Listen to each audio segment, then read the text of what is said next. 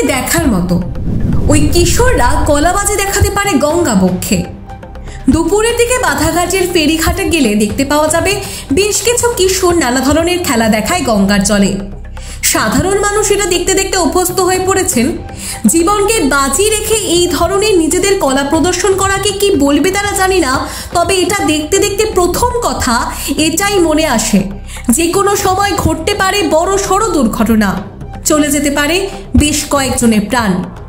কিছুদিন আগেও এরকমই একটি দুর্ঘটনায় মৃত্যু হয় ধর্মতলা নিবাসী এক কিশোরের। তাতেও কিন্তু হুঁশ ফেরেনি এই কিশোরদের ও প্রশাসনের। এখনো তাদের উপর কোনো রকম প্রভাব পড়েনি। আজও তারা সেই একই রকম ভাবে গঙ্গাতে 4 থেকে 5 ঘন্টা কাটায় সাঁতার কেটে স্টিমার চালু হওয়ার সঙ্গে সঙ্গে উঠে স্টিমারের উপর থেকে ঝাঁপ মারে মাঝ গঙ্গায়।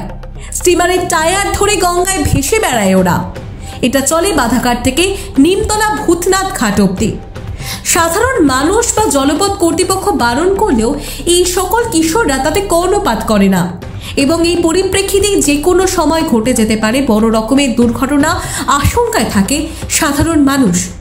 হাওড়া জল পরিবহন দপ্তরের সঙ্গে কথা বলে জানা গেল যে তারা এই কিশোরদেরকে গঙ্গায় এইভাবে সাঁতার কাটতে এবং বিভিন্ন কলা কৌশল দেখাতে গিয়ে যদি কোনো রকমের দুর্ঘটনা হয় তার ব্যবস্থা নেবেন, দরকার হলে সঙ্গে প্রশাসনকেও জানাবেন। সাধারণ মানুষেরাও এর প্রতিবাদ করেছে বহুবার, কিন্তু কোনো কিছুই হয়ে ওঠেনি। আজও দেখা যায় সেই একই দৃশ্য বাধাঘাট থেকে শোভাবাজার আহেরিটলা যাওয়ার ফেরিতেও। হাওড়া থেকে সুভাষিস দত্তের রিপোর্ট, 24 ঘন্টা খবর। যেটা দেখা যাচ্ছে সেটা হচ্ছে আড়িয়াটলা ঘাট আর বাধাঘাট যে ফেরিটা চলে, সেই ফেরির ওপরেই কিন্তু এই তাণ্ডব চালায় কিছু কিশোর। এই নিয়ে আমরাও খুব সমস্যায় পড়ছি, কেন যাত্রীরা যখন তার লঞ্চে করে যাচ্ছে, লঞ্চের মধ্যে তারা যখন থাকছে ঝাঁপ দিচ্ছে, এমন জলে ভর্তি হয়ে যাচ্ছে, তাই তো এটা নিয়ে আমরাও সমস্যা পড়ছি। কিন্তু আমরা বারংবার বলা সত্ত্বেও ওরা কোনো রকম কর্ণপাত করে না। লোকাল ছেলে বরঞ্চ উল্টা আমাদের লোককে ওরা মারপিট শুরু করে দেয়। প্রশাসনকে আমি তো নতুন এখন দায়িত্বে এসেছি, হয়তো প্রশাসনকে আমাদের তরফ দিয়ে বলা হয়েছিল, বা আমরা আরেকবার বলে দেখবো যাতে এটা সমাধান করা যায় কিনা। এর থেকে তো বড় দুর্ঘটনা হতে পারে, বাচ্চাগুলো তো কারণে লঞ্চের তলায় ঢুকে। হ্যাঁ, একদম ঠিকই। এটা একটা খুবই রিস্কি ঝুঁকি নিয়ে এরা সাঁতার কাটে, এটা সবার জন্যই সমস্যা। এই তো বেশ কিছুদিন আগে 15 দিন আগে ধর্মতলা এই ছেলে একদিন মারা গেছে এই করতে গিয়ে।